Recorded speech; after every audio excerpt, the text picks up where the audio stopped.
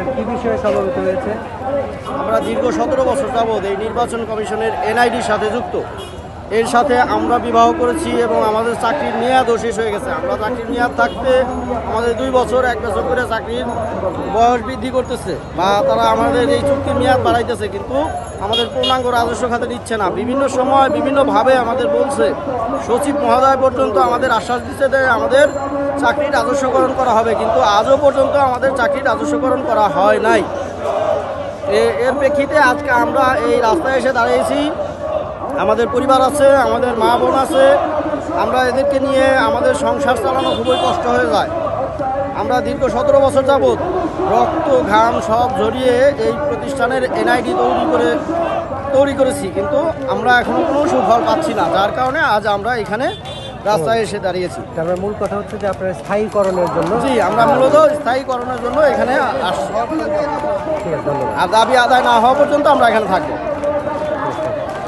আমাদের নিয়োগকে একটি smart NID card পরিচালনা করা হচ্ছে।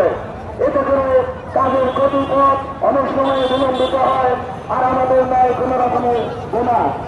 ঈদ চলে যায় আসে, কিন্তু আমাদের বোনাসের কোনো রকমের কোনো তর্ক হয় না। দাবি কে মনে আছে তো? আমার হবে দাবি কে দাবি কে